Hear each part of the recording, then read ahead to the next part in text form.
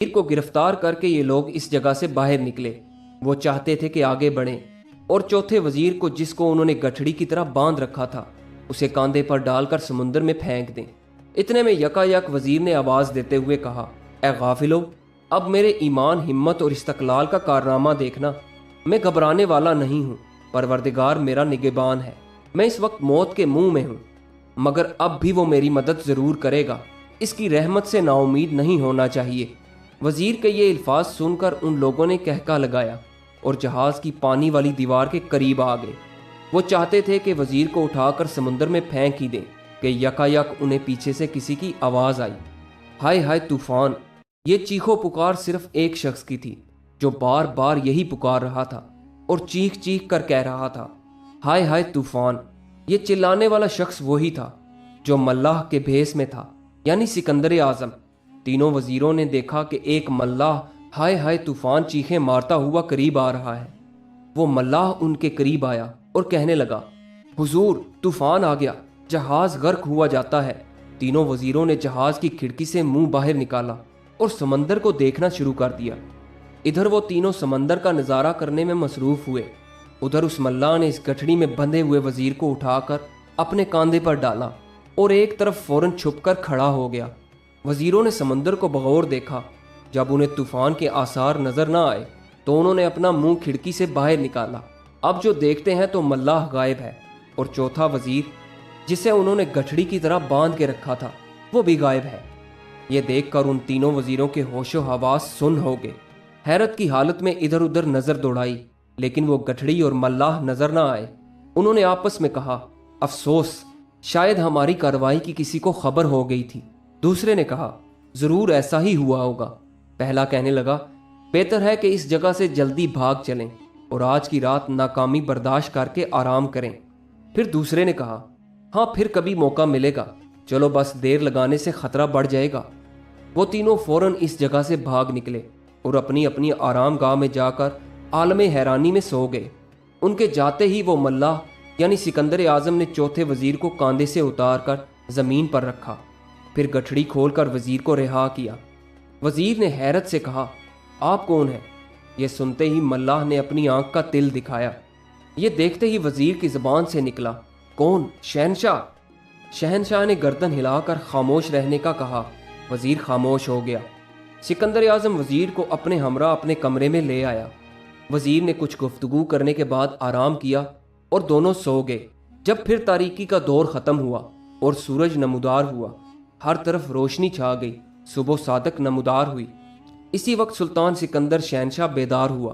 फौरन चौथे वजीर से कहने लगा, जिस वक्त तुमको तुम्हारे दुश्मन रात को उठाकर ले गए थे और समंदर में फेंकने वाले थे, तुमने उनसे क्या कहा था? वो ज़हीन वजीर बोला, आलीजा, मैंने कहा था कि मैं इस वक्त मौत के मुंह में हूँ, मगर फिर भी मेरा ईमान, हिम्मत और इस्तकलाल मेरी मदद करेंगे। खुदा मेरा निगहबान है और मेरी हिफाजत करने वाला है। बस मैंने यही कहा था कि इतने में हुजूर आप तशरीफ़ ले आए। सिकंदर ये सुनकर बहुत खुश हुआ और इसने कहा कि इसी वक्त उन तीनों वजीरों को बुलाओ। चौथे वजीर ने दरबान को रवाना किया और पैगाम उन तीनों वजीरों के पास पहुंचाया। दरबान ने अर्ज़ किया, हुजूर, शहनशाह याद फरमाते हैं। तीनों वजीरों ने यह सुनकर हैरत से आपस में कहा, अभी रात को ही ये वाक़या पेश आया है और सुबह सवेरे शहनशाह सिकंदर ने हमें याद कर लिया है। ज़रूर कोई राज है।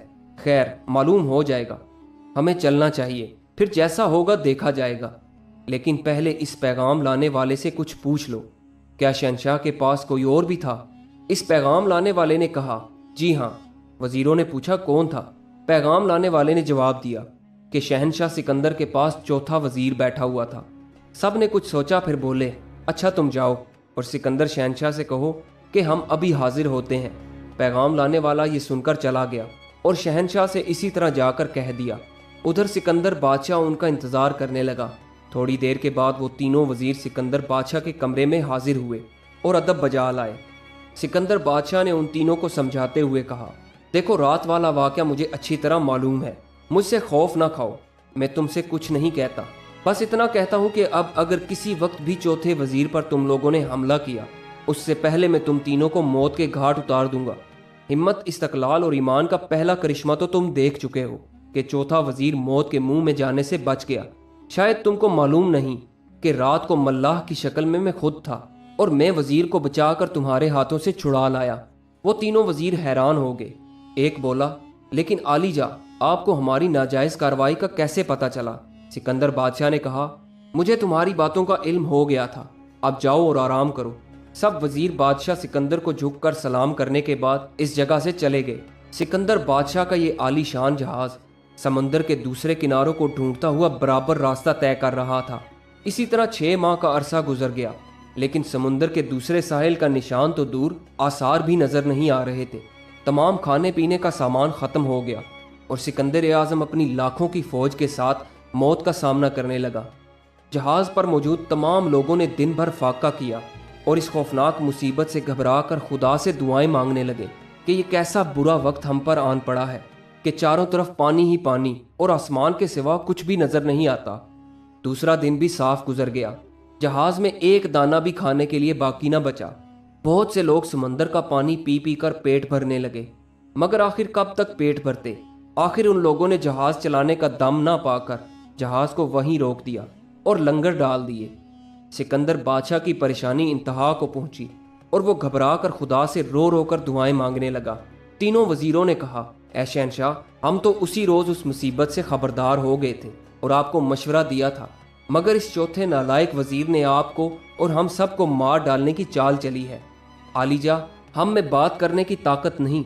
वजीरों ने यह कहा और सिकंदर बादशाह ने चौथे वजीर से कहा, अफसोस, अगर मैं तेरी चालों से पहले ही खबरदार होता तो हरगिज यहाँ तक ना आता और मेरी फौज कब की आज अपने मुल्क में मसरूफ़ आराम होती।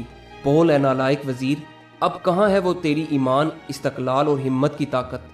अक्लमंद चौथे वजीर ने कहा, आलीजा, ईमान, इस्तकलाल, हिम्मत, ये मेरी 3 बातें आपको शान परवरदिगार दिखा कर रहेंगी। हमारे लश्कर में से कुछ घंटों तक अभी भी कोई नहीं मार सकता। परवरदिगार हमारी मदद जरूर करेगा। सिकंदर बादशाह ने कहा, बेवकूफ़, अब भी वही बातें करता है। वजीर ने कहा, आलीजा, मैं ये बातें अपनी आखिरी सांस तक कहता रहूँगा। सिकंदर बादशाह ने यह सुनकर कहा, इस चौथे वजीर को फ़ौरन कैद खाने में डाल दो और मेरी नज़रों से इसे दूर कर दो। मैं इसका फैसला कल करूँगा। ये कहकर सिकंदर बादशाह परेशानी के आलम में अपने कमरे में चला गया कि अचानक उसकी आंख लग गई। उसने ख्वाब में वही मंजर देखा कि वो अपने चौथे वजीर पर चिल्ला रहा है। सिकंदर बादशाह अपने चौथे वजीर को कह रहा था कि आज मुझे मालूम हुआ कि तेरा ईमान झूठा है और तेरी हिम्मत और इस्तकलाल धोखा है।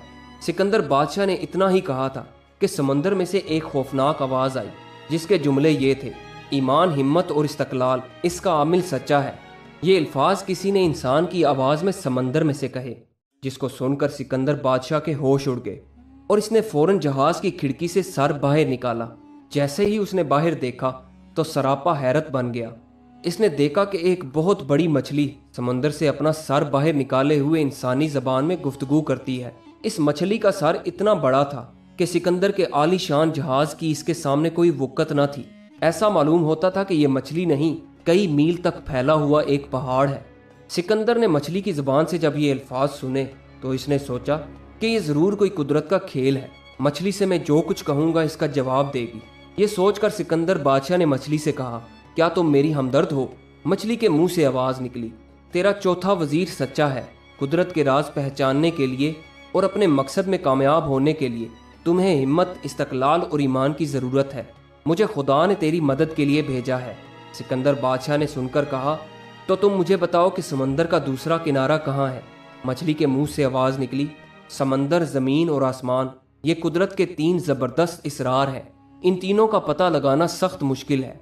समुंदर का दूसरा किनारा तू क्या मालूम करेगा? तेरा जहाज़ 6 महीने तक मेरी पुश्त पर चला है और आज मेरे सर तक आया है। जब तेरे जहाज़ से मेरे सर को तकलीफ पहुंची तो मैंने अपना सर बाहर निकाला और मैं तेरी नज़र में कितनी बड़ी हूँ इसका हिसाब लगाना भी तेरे लिए मुश्किल है। बस यही हिसाब है कि यहाँ पे मेरा सर है और 6 महीने पहले जहाँ से तुम चले थे वहाँ पे मेरी दुम थी। और फिर भी मैं कहती हूँ कि मेरा कद बहुत छोटा है। ये समुंदर है, इस समुंदर में मुझसे 4-4 और 5-5 गुना बड़ी मछलियाँ पड़ी हैं। भला तुम समुंदर का किनारा किस तरह मालूम कर सकते हो? सिकंदर बादशाह ने जब ये सुना तो उसने कहा कि हमारे पास अनाज दाना सब कुछ ख़त्म हो चुका है, अब वापस जाने के लिए हमारी मदद करो। मछली ने जवाब दिया, کہ میں ایسا کر سکتی ہوں کہ پلٹا کھاؤں گی۔ جس جگہ میری دم ہے وہاں پہ میں اپنا سر لے جاؤں گی جہاں سے تم نے اپنا سفر شروع کیا تھا۔ اس طرح تم اپنے ملک میں پہنچ جاؤ گے۔ مچھلی کے اتنا کہنے کے بعد سکندر بادشاہ کی آنکھ کھل گئی۔ وہ پسینے میں شرابور اپنے بستر سے اٹھا اور فوراً اپنے چوتھے وزیر کو رہا کرنے کا حکم دیا۔ چوتھا وزیر جب سکندر بادشاہ کے سامنے پیش ہوا تو سکندر بادشاہ نے اس سے اپنے کیے کی معافی مانگی۔ اب سکندر بادشاہ کو پورا یقین تھا کہ ہمت، استقلال اور ایمان کی یہ طاقت بالکل سچی ہے اور ضرور اس مصیبت سے انہیں نجات ملے گی۔ سکندر بادشاہ کو یقین تھا کہ وہی مچھلی جو خواب میں آئی تھی وہ خدا کے رازوں میں سے کوئی راز تھی اور وہی ان کی مدد کرنے آئے گی۔ پھر اچانک سے جہاز نے ہلنا ڈلنا شروع کر دیا، بالکل ایسے جیسے کوئی زبردست زلزلہ آ گیا ہو، جو پورا آدھا گھنٹہ جاری رہا۔ جہاز پر تمام لوگوں نے حیرت میں اپنی آنکھیں بند کر لی اور اپنی موت کا انتظار کرنے لگے، مگر سکندر بادشاہ کو یقین تھا کہ یہ وہی مچھلی ہے جو اس کے خواب میں آئی تھی اور اس وقت وہ پلٹا کھا رہی ہے۔ پھر اچانک وہ زلزلہ رک گیا اور جہاز نے ہلنا ڈلنا بند کر دیا۔ سب لوگوں نے اپنی آنکھیں کھولی تو دیکھا کہ یہ سمندر کا وہی ساحل ہے جہاں سے سکندر بادشاہ نے 6 مہینے پہلے اپنا سفر شروع کیا تھا۔ سب کے سب خدا کی شان پر نثار ہونے لگے۔ جہاز میں لنگر ڈال دیے گئے اور سب بھوکے پیاسے جہاز سے اترے اور ساحل پر جمع ہو گئے۔